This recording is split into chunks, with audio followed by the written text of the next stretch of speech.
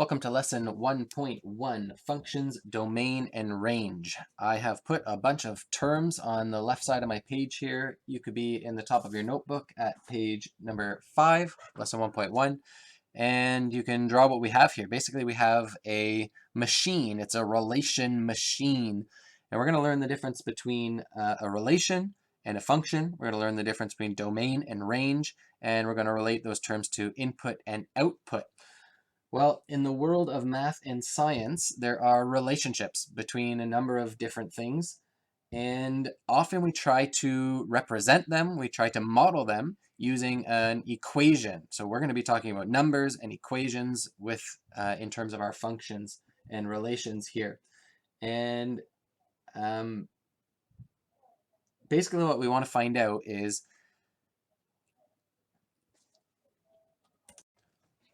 welcome to lesson 1.1, functions, domain, and range. You can find your note page on the top of page 5 in your notebook.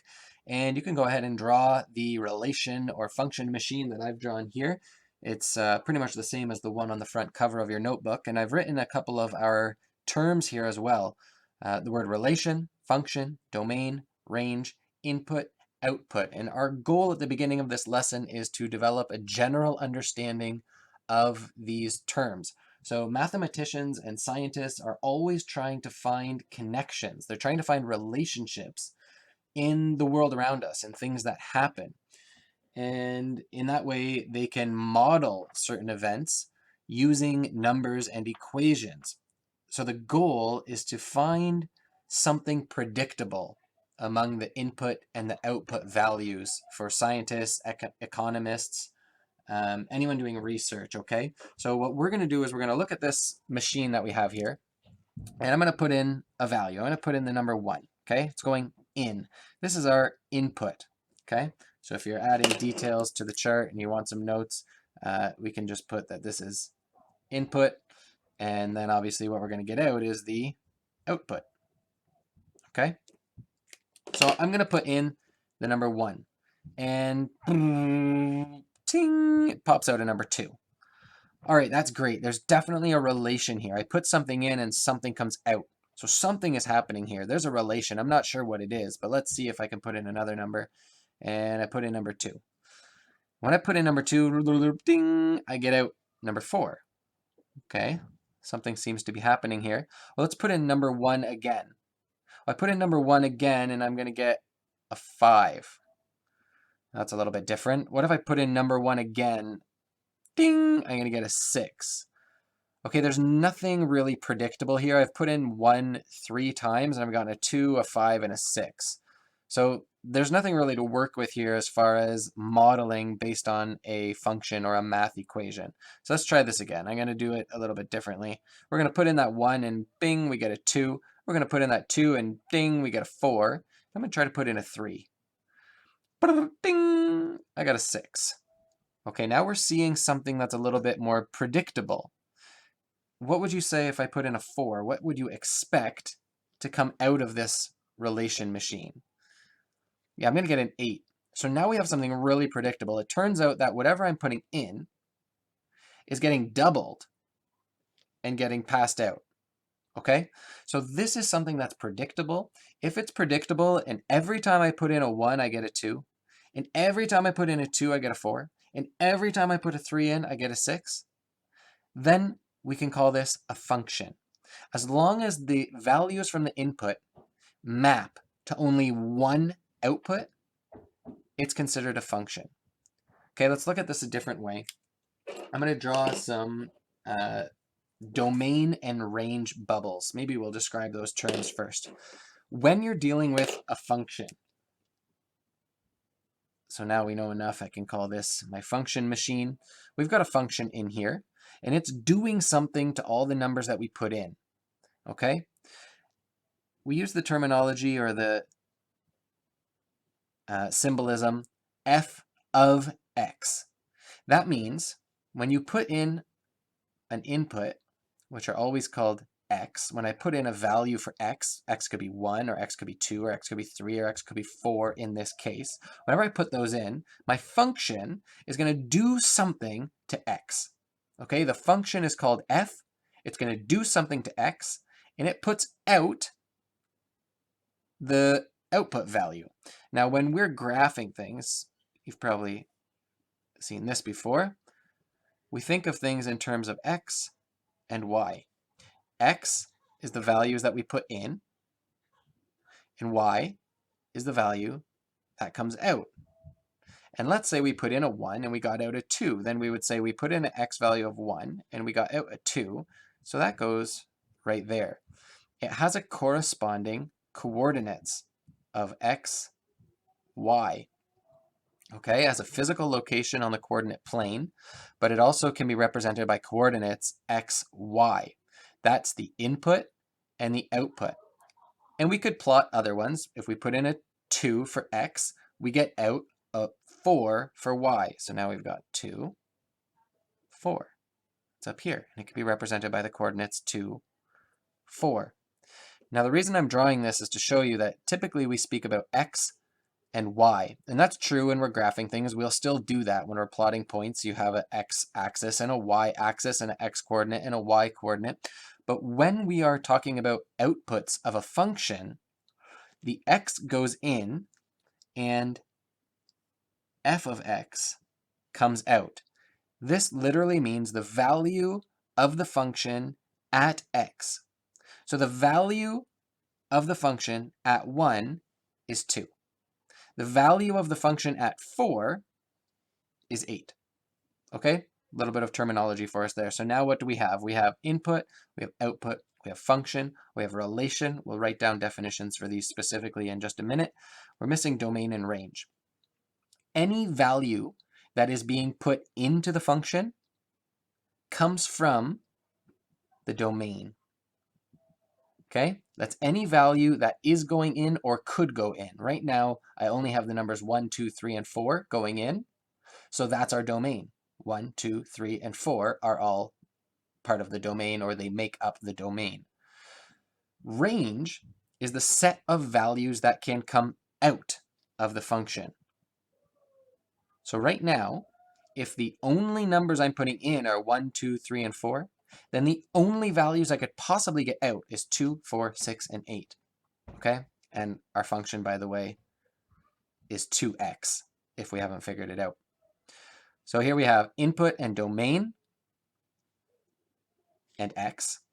Output and range, those are f of x, or we can say y equals f of x. Okay? There's a handful of terminology there. We're going to do a little bit better in writing down specific definitions right here. So let's look at relation versus function.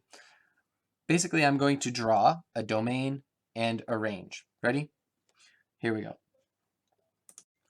All right, I have my domain and range bubbles. So remember, the domain is what's going to go into the function, and the range is what's going to come out. And I don't know what the function is, and actually it might not even be a function. That's what we're trying to determine here. Is it a relation or a function? Well, watch what happens.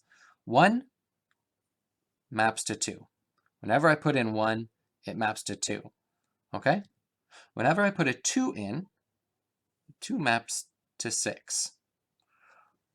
But when I put a 3 in, I put it in once and it maps to 4. And then I put the 3 in again and it maps to 5. Well, all of a sudden, this is not predictable. Okay, there is a relation here. There are values and variables that can be represented by ordered pairs. So I could represent this ordered pair as I put in 1 and I got out 2. I put in 2 and I got out 6. I put in 3 and I got out 4. And I put in 3 and I got out 5. I could represent this using ordered pairs. I could even plot this, okay? I could graph this thing. But it's not a function because it's not predictable. I put in a 3 and it chucked out a 4 and then it chucked out a 5 for 3 as well. So this is a relation.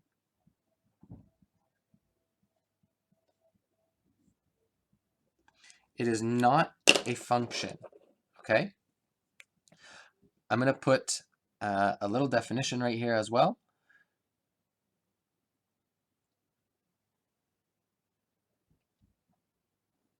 Unidentified pattern, an identified pattern between two variables,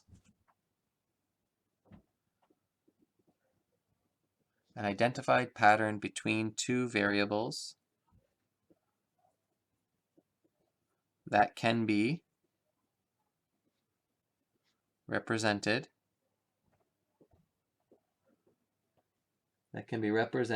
as ordered pairs,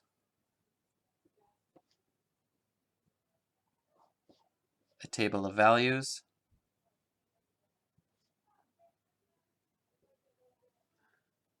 a graph, or an equation.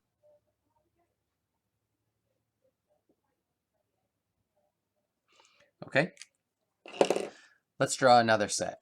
Okay, so a relation is any way that we can connect two numbers, and really a better way of writing my ordered pairs would be to write them as a set. We'll learn that word as well. But if I open this set, then the ordered pairs that are involved in this relation are 1, 2, comma, 2, 6, comma, 3, 4, comma, 3, 5, comma, and I can close the set, okay? Well, let's set up another domain and range situation, okay? Here we go.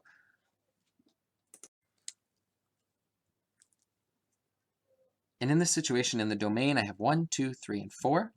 In the range, I have 3, 4, 5, and 4. Something interesting is going to happen here. Number 1 maps to number 3.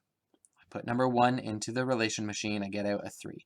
I put 2 in, I get a 4. If I put 3 in, I get a 5. And if I put 4 in, I also get 4. What do you think, relation or function? You might be tempted to say relation because I got 2 4s in my output, in my range, but that's okay. Remember, we're looking for consistency as far as what we put in, we know what we're going to get out. And every time I put in a 2, I get a 4. Every time I put in a 4, I get a 4, but that's okay to have double values in your range as long as something from the domain doesn't map to 2 separate values in the range, okay? So this actually is a function. Now, a function is still a relation, okay? It's a special type of relation in which each input results in one output, okay? So this is still a relation in which each input corresponds to a relation in which each input corresponds to exactly one output value. Okay, here we had an input value of 3 corresponding with 2 different output values. That is not a function, okay? Still a relation, but not a function.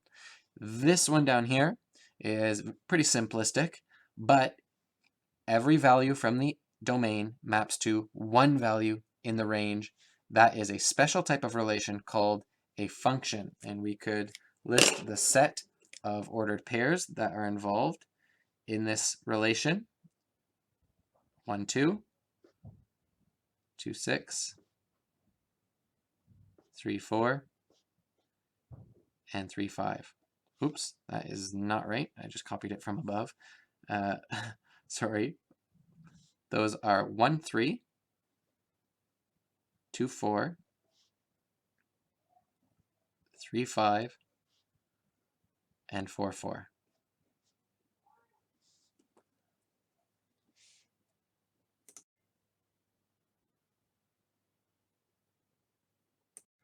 All right, let's apply this a little bit. So let's say you kept track of each day that you worked in the last month and the amount that you got paid each day. You have an hourly wage, it's the same every day. So let's say you worked 4 days, okay?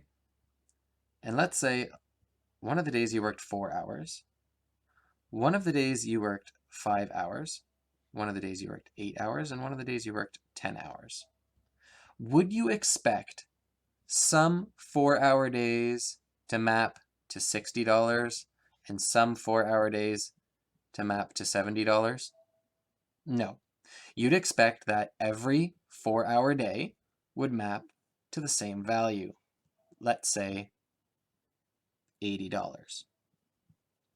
Okay? And then you'd work a 5-hour day, and you would expect that every 5-hour day that you worked maps to $100.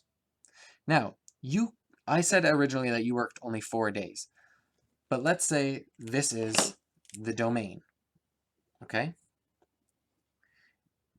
You can actually use these numbers more than once.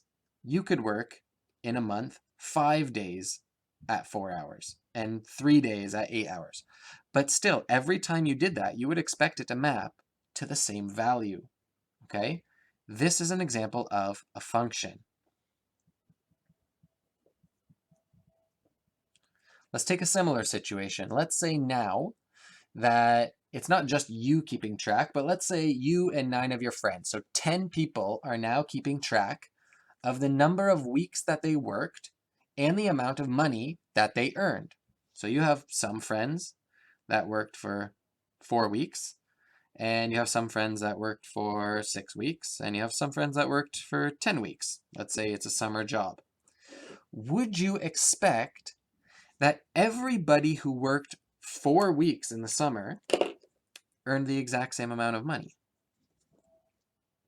No, you wouldn't. Some people who worked 4 weeks would earn a certain amount, and others would earn a different amount, and those who worked 6 weeks wouldn't all get the same amount of money. They have different jobs. They get different hourly wages. There is still a relation here. There is a relation between the time worked and the amount of money earned, but it is not represented by a function, because if I put 4 in, I don't necessarily get the same value out every time. Okay? This is a relation. And again, a function is a special type of relation where the output, the values from the range, are predictable based on the input that goes into the function machine. Example 1, you'll notice you have 4 graphs of different relations, and our job is going to be to find out if they are truly functions or if they're relations. And throughout this course, you're going to see a lot of different graphs, okay? These are some of them. You don't need to know all about these particular graphs or anything really from Lesson 1, Unit 1, as far as the specific different types of functions. But we are going to learn how to distinguish between functions and relations. And so we're going to do that with these 4 pictures. And one of the tests that we have is called the vertical line test. Vertical line test. And you want to make a note of that somewhere. Basically, if every vertical line that you could draw on one of these graphs intersects the relation at only one point, then the relation is a function. So if a vertical line touches at only one point, comma, it is a function. Now that has to be true about every vertical line that you could possibly draw across the relation itself. So I don't have a ruler right in front of me, so I'm just going to use my marker here. Basically, all we have to do is on your graph, you have a straight edge, a vertical line, and if you move across, you can see that at any place that I put this, the marker only intersects with the relation once. It doesn't crisscross back over. So in example 1a, we can say it is a function because it passes the vertical line test. Any vertical line that I draw, such as that one, let's call that x equals 1, it only intersects the red line once, okay? So that's a function. Let's look across to image B. Now if I take that same straight edge, I don't intersect at all, and then once I hit it, I actually intersect the relation in 2 different places. and all the way along as we keep going, you can see I'm going to have two intersections. That means it's not going to pass the vertical line test. Let's say I have this vertical line over here at x equals 4, and it intersects in two places. It does not pass the vertical line test. It is not a function, not a function. Now, let's briefly talk about why that is. Basically, what we've now done is we've said, okay, if I'm going to, remember, x, those values are your input, and when you put it into the relation, you're going to get out some value of y.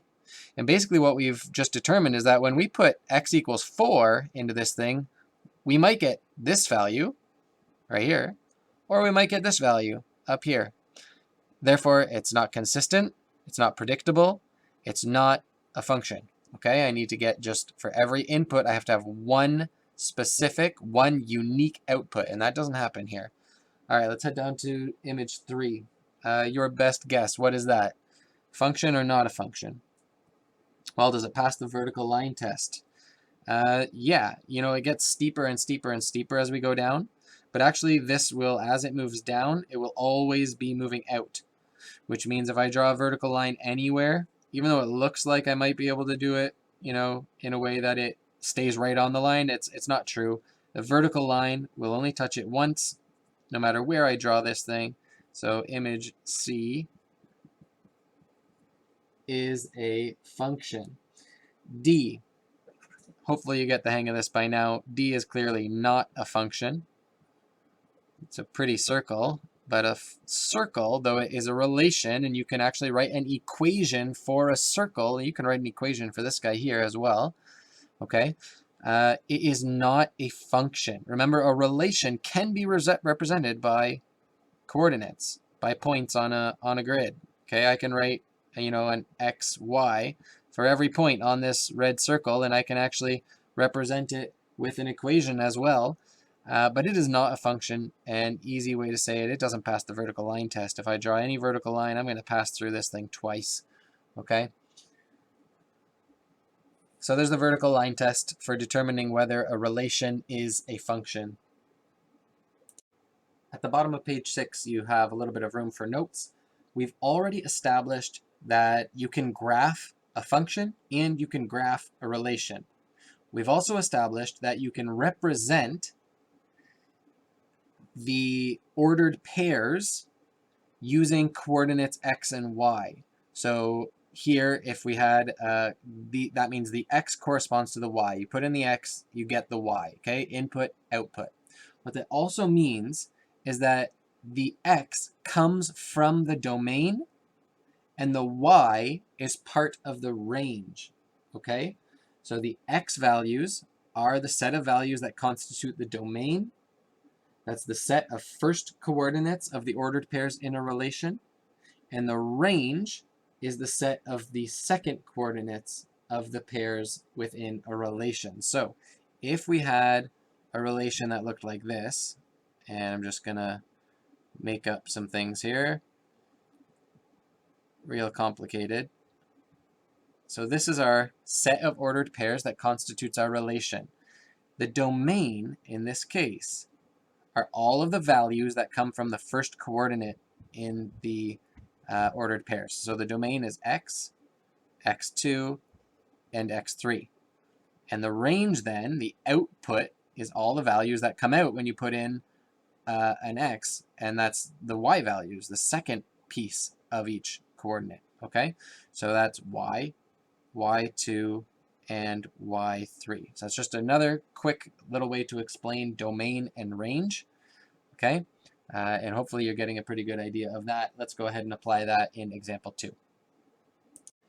All right, in example 2, we're asked to do two things. We're first going to determine the domain and range of each relation, and then we're going to analyze those and decide whether or not the relation is a function, okay? So domain. Remember, the domain is the values that come from the first coordinate in the ordered pairs within a relation. So go ahead and list those values of the domain. The range comes from the second coordinate of each ordered pair in the relation. Go ahead and list the values that are included in the range, and then double check here that you're doing okay. Now you do not need to list values twice. Okay, so I noticed that in the domain we come across the number 5 twice. You just need to list it once. Okay, and we're going to put that, use set notation. That means putting these squiggly brackets around it. That now is the set of numbers that are included in the domain, and no other numbers are involved in the domain. This is a closed set. The range, I have 4, and actually I'm doing this a little bit wrong. What you would do is you'd put them in chronological order. So I'll do that for the range, but we've got -8, -6, 3, 4, and 7. Now if I go ahead and analyze these, now I need to determine whether or not this is a function. I notice that I actually have more values in the range. I have 5 unique values in the range, and I only have 4 unique values in the domain. So that actually means that one of these values in the domain must map to 2 different numbers, which tells me that it's not a function. I can go ahead and look, and I have, there's the culprit right there. 5 maps to -6, and 5 maps to -3. Okay? So because 5 maps to 2 different elements, that means that the values in the domain are not all associated only with one value from the range. This is not a function, okay? Not a function. Well, let's take a look at example B. Okay, in A, I've gone ahead and corrected my domain. I've put it in numerical order with my negative working up. You should do that too. It's a good reminder that that's how we do it. All right, let's look at the domain. In this situation, we're given a table of values, and it shows the number of children of each age at a sports camp. So again, we're thinking dependent variable, independent variable. We're thinking input, output, domain, and range. So here we go with the domain. That's the values that are going in, right? So we're looking at the age then as kind of an X, Y situation. And they're already listed in order. That's really good. We got 4, 5, 6, 7, 8, 9, 10. And already I'm noticing I have each age once. That's a good sign. If I accidentally, I was putting in this data and I accidentally put age 4 in here and then I accidentally typed it again here, then I'd probably mix up all my organizers and it would cease to be a function. But right now I notice I only have every X once, so they're all going to map to unique values because they can't possibly map to 2 values because there is only one value. So here we go. Our range then is all of the values from our output, which is the number of children in each group. We're going to put those in order. 5, then 8, then 9, then 11, then 12, then 14, then 22. Close that set. And this is a function, again, for the reasons that we talked about before. Now, again, if there were the same number of children in the 5-year-old group as in the 8-year-old group, that would be okay. Okay, 5 and 8 can both map to the same value, but 5 can't map to 2 different values, and 8 can't map to 2 different values. Hopefully that's making sense. All right, so far we've mostly been dealing with domains and ranges, sets of numbers involving whole numbers, okay? Discrete values like 4 and 5, but not 4.5, or not 4.77777, not, 81/6. Those types of numbers, these are whole numbers. But when we start talking about relations in terms of equations, let's just say something like that, real simple linear equation. It's a straight line with a slope of 1 and it has a y-intercept of 2. None of that really matters. Basically what I'm saying is that actually in this situation, your input is not restricted by whole numbers. Now you could put the number 1 in there, You could put the number 6 in there. You could put the number 0 in for x. You could put a negative number, but you could also put fractions. You could also put terminating decimals, like 2 over 4, which is 0.5. Or you could put a non-terminating decimal, like 1/3, which is 0.333333, or 4/9, or pi. Values like that. Any of those values can go in here, even though they're not whole values, which also means then that you're going to get values out for y. Your output could also be values that are not whole numbers. And when we're talking about values like that, we're talking about the real numbers, okay? They're a group of numbers that constitute all of the numbers that are in a number line, okay?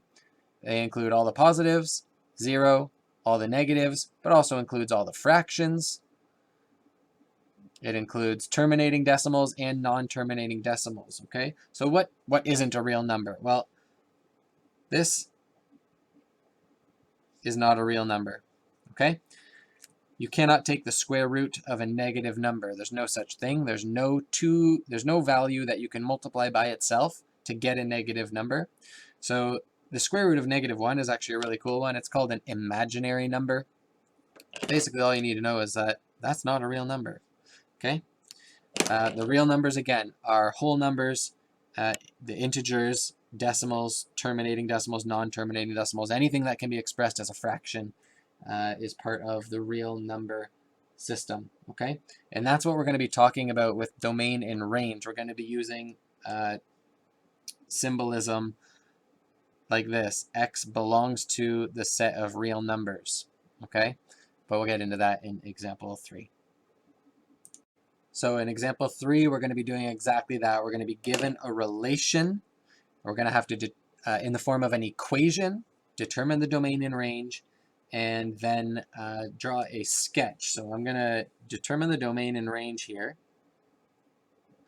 And then we're going to look at other pieces of information that we know about the relation that will help us to graph it. This is going to be some review that reaches back into grade 10, but also some looking forward to the relations and functions that we're going to be dealing with in this course. Okay, what can you tell me about this relation? Is it familiar to you? I hope so. Y equals mx plus b.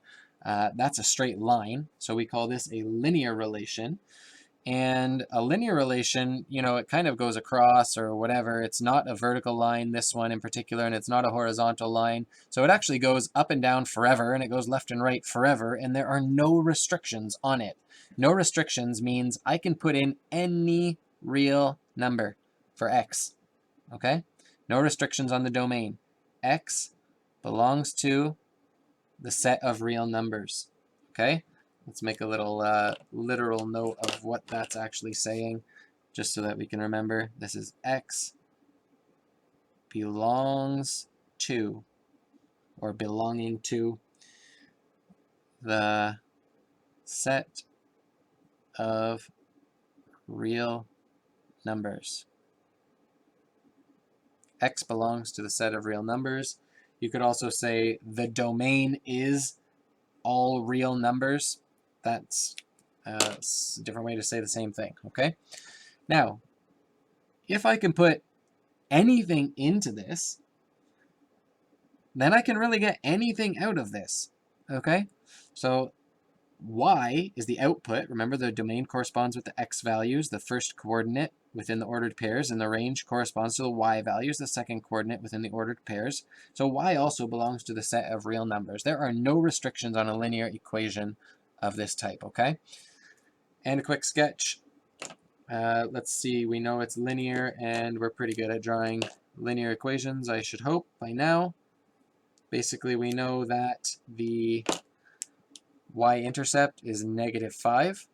So I'm just going to, you know, put, boom, there's -5. And slope is 2. So we're going to be going up 2 over 1, up 2 over 1, up 2 over 1, which means I'm going to be at 2.5 once I get to the x-axis here, and I'm going to draw a straight line. Okay, label your graph, y equals 2x minus 5. I'm going to keep moving along fairly quickly here. The next one is Oh boy, y equals x minus 1 squared plus 3. What type of relation is this? Okay, this is a quadratic. Quadratic. Over here we had linear. And domain. Well, are there any restrictions on what I can put in for x? Once we get good at looking at equations, you can easily see, no, there's no restrictions here. I can put anything in for x, okay? There's nothing to tell me what can't go in there. So x belongs to the set of real numbers. But I know that a quadratic is a parabola. Okay, I don't know that this one looks specifically like that. We'll have to sketch it in a second. But I do know that this one opens up because it's positive. So it's going to have a minimum value, which means there are y values down here that it can't be. As a matter of fact, the lowest value it can possibly have is at its vertex. Do you know how to get the vertex from this equation? It's already given in vertex form, ax minus h plus k, and the vertex is at hk. So the vertex here is 1, 3. 1, 3. Again, we have an x value and a y value. The y value is what we call the value of the relation, or the value of the function at a certain point. So actually, the minimum value is 3. So we do have a range. It comes still from the set of real numbers, but y must be greater than or equal to 3. Okay, that's a way of saying the lowest this thing goes is 3. And all the rest of the parabola, all the rest of the values are higher than 3. That's all we need to know. And it goes to infinity, right? It just keeps going forever and ever and ever. So I don't have to put a cap on this. It just can't be below 3. It can be equal to 3 because it touches 3. That's the vertex. So y is greater than or equal to 3. All right. We figured that one out because the vertex is 1, 3. Now we're going to go ahead and give ourselves a sketch of this. If you know what it looks like a little bit, you can end up drawing your axes in a smart place, I guess you could say. I know that the vertex is at 1, 1, 2, 3. It does this. Okay, with a little bit of quick math, I also can figure out that the y-intercept is at 4. So this is going to look like this. Try to make it as symmetrical as possible. I've got my vertex there. If I'm ever drawing a quadratic parabola, I'll label my vertex. Just gives us a reference point, and then we're going to also write the name of this equation, which is x minus 1 squared plus 3.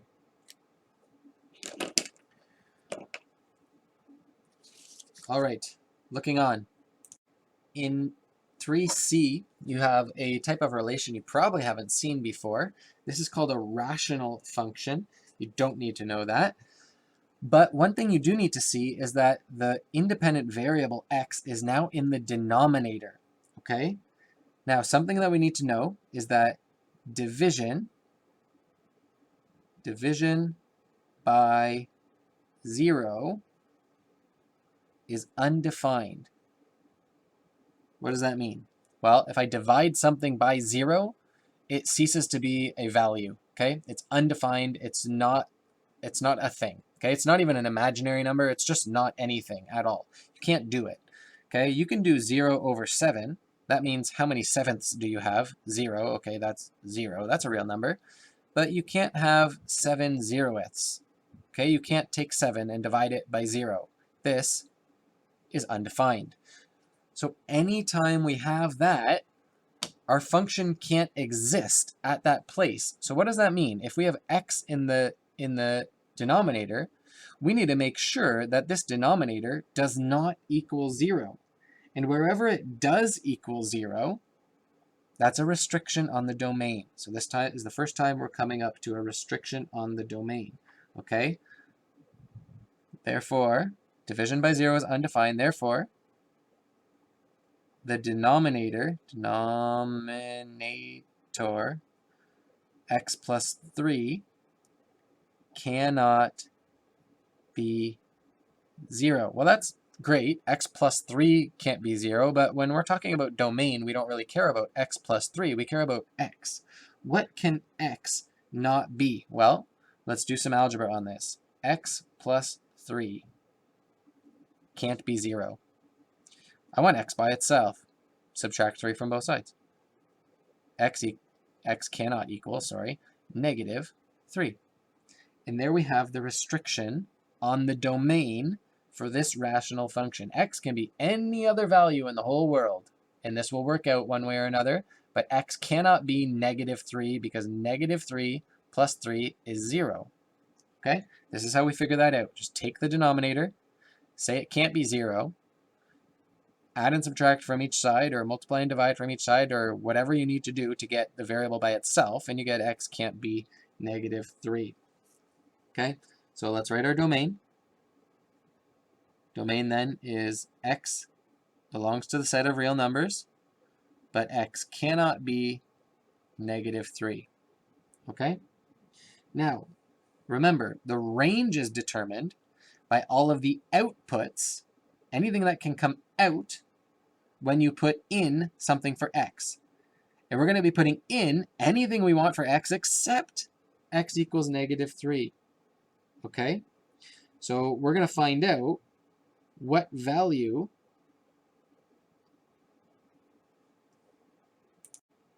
is going to be excluded from the range because negative 3 is excluded from the domain. What effect is that going to cause? And what it actually causes is something called an asymptote. Okay? That means that as we approach on our graph, give you a quick sketch of our graph here. As we approach the value of x equals negative 3, as we approach it from the left, something's going to happen. I've either got to go up or I've got to go down because I'm not allowed to cross that line x equals negative 3 because it's not part of the relation. And same from this direction. As I'm coming across, however that happens, something is going to change here. I'm going to have to either go up or go down, okay, in order to avoid that restriction on the domain. And here's how we determine that. The line x equals 3 actually becomes what's called an asymptote. An asymptote is a line that the curve approaches but never touches. So we're not going to do much more math on this in order to figure it out, but basically what happens is we have a curve. Curve is any graph, any line, and it's going to get closer and closer and closer to negative 3, but it's never allowed to touch it. So it goes up infinitely. Well, it turns out it does the same thing on this side of the asymptote. Our curve gets closer and closer and closer, but never, ever touches that line. The asymptote is a line that the curve approaches, but never touches. It'll get closer and closer and closer, all the way to, negative 2.999999999999999 infinitely, but it will never touch negative 3, okay? So just by sketching this, what have we figured out about the range? Okay, the range here is all the y values from the real set of real numbers, right, up and down, but what do we notice our function never touches? It never touches y equals 0, okay? The x-axis is also called y equals 0 because the value of y is 0 all along that horizontal line. So here we also have that y can't be 0. Well, why is it never going to be 0? Because the only way to get, there's no way to get 0. You have 1 over something. And this number can get infinitely big or infinitely small.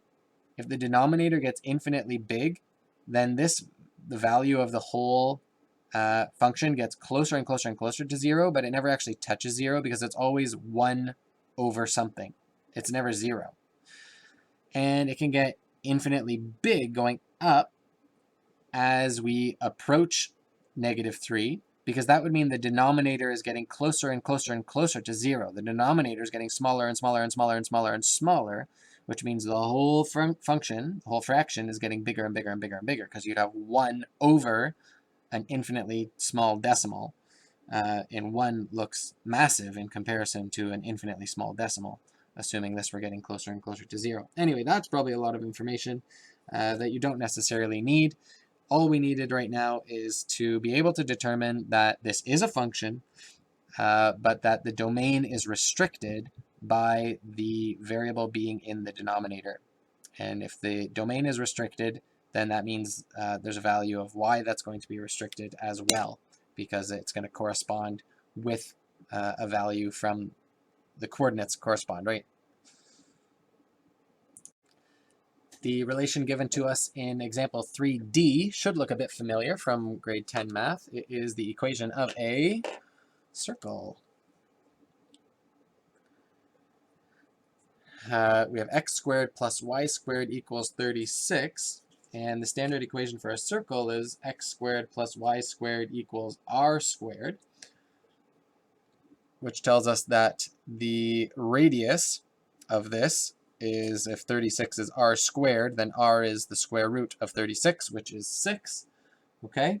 So the values of x and of y go from -6 all the way to +6. Okay? Basically, another way to explain that is x squared plus y squared is always going to equal 36. So let's say x were 0, then x squared would be 0, this whole thing would be 0, and we would just have y squared equals 36. Okay? That would mean y has to be 6. So when x is 0, y is 6. Well, let's see if we can make y bigger than 6. Can we? Well, what if we took an x value of a negative x value? -2, let's say. Well, what happens if we square -2? So we actually get +4. And now we have +4 plus y squared equals 36. So you're going to have y squared equals 32, which is going to be less than 6. Anyway, all that to say that the maximum value for either x or y is 6, and the minimum value for either x or y is -6, okay? Because -6 times -6 is also 36. So here we go. I'm just going to go like this. X squared plus y squared equals r squared. Radius of 6. Origin. Center at origin, I guess. Center at origin. What does that mean? It means that when I draw my grid, the circle is going to have its center right at 0, 0. Okay? A trick for drawing circles properly on a grid. Draw the circle first. Yeah? Then it doesn't matter if you miss, because you can just draw the center in the center. And so the maximum x value that we're going to get is 6. And the minimum is going to be -6, and same for y. The max value is going to be 6, and the minimum value is going to be -6. And there is our circle. And after having that discussion, it should be pretty easy to see that our domain, x belongs to the set of real numbers, but what's the restriction? Well, the x values are between -6 and 6. How do we write that? We've got -6. X is greater than or equal to -6, but less than or equal to +6. You can see how x falls right in between those guys this way. Same thing with our range. Y belongs to the set of real numbers, but y is between -6 and +6. Inclusive. It could be 6 or -6 as well. Example 4, we're going to be determining the domain and range of an area function. So we have Amy. She's volunteered to help enclose a rectangular area for a dog run behind the Humane Society. The run is bordered on one side by the building wall, and the society has 100 meters of fencing available. So just a quick diagram, I suppose. This is our building, let's say. and they have 100 meters of fencing. And in A, what are we going to do? Well, let's bring in a variable, okay? It's an area function. Area is length times width. So let's talk about the width or depth of this fenced area, and let's call it x, okay? So let x be the width of the enclosed area, and let A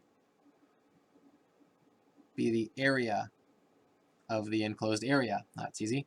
Well, if we have 100 meters of fencing, and we've used x of it here, and we've used x of it here, even if we don't know what x is exactly, how much is left?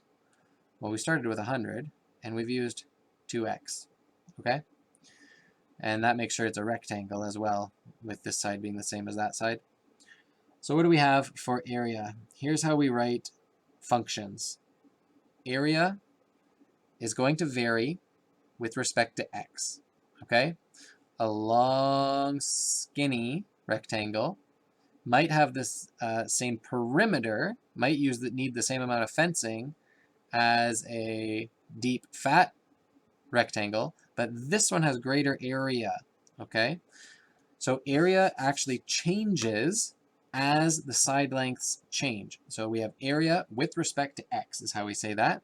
And area is length times width. We've just determined that our width is x, and we've determined that our length is 100 minus 2x. Okay, let's simplify this by distributing x to both terms inside our binomial. Again, I hope there's some things coming back to you from years gone by in math class.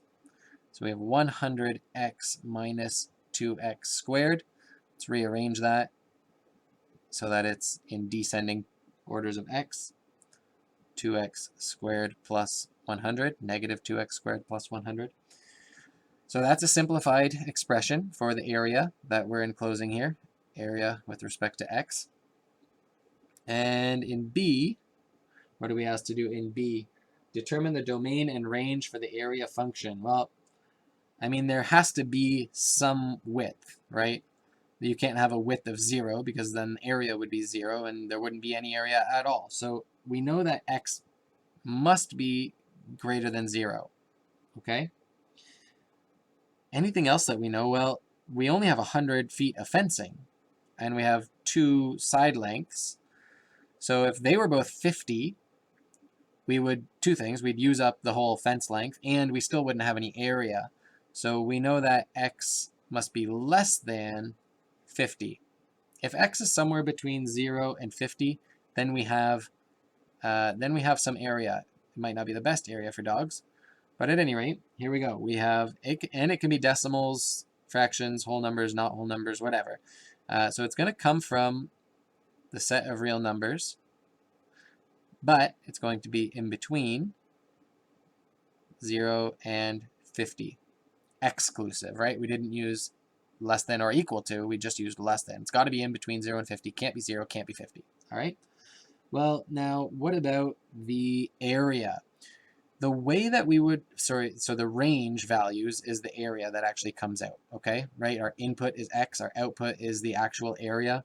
So the smallest our area can be is when we have side length of close to 0 or close to 50. Our area is going to be bigger than 0, let's say. But the best way to do your area is to graph it, okay? To graph it or convert this into vertex form.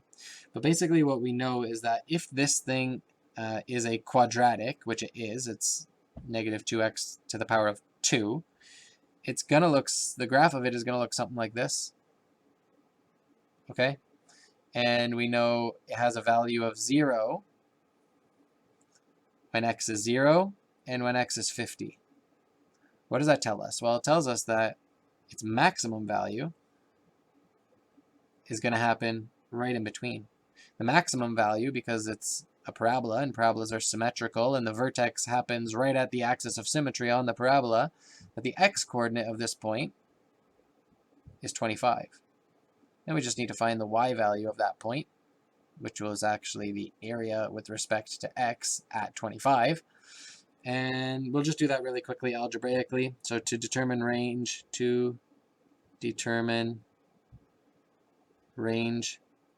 again, I'm going to do it quick because it's not really what this lesson is about, but basically I would get the area when x is 25, which just means I put in 25 everywhere I see it. Negative 2 times 25 squared plus 100 times x. So here we have 25 squared, that's 625, times negative 2, that's negative 1250, plus 2500 equals 1250. So the maximum area that we can enclose here is 1250. So that tells us that our range is area, and the values come from the set of real numbers. And area is in between 0 and 1250. All right, your practice problems for lesson 1.1 are numbers 1 through 6, and that comes from page 12. Page 12, numbers 1 through 6.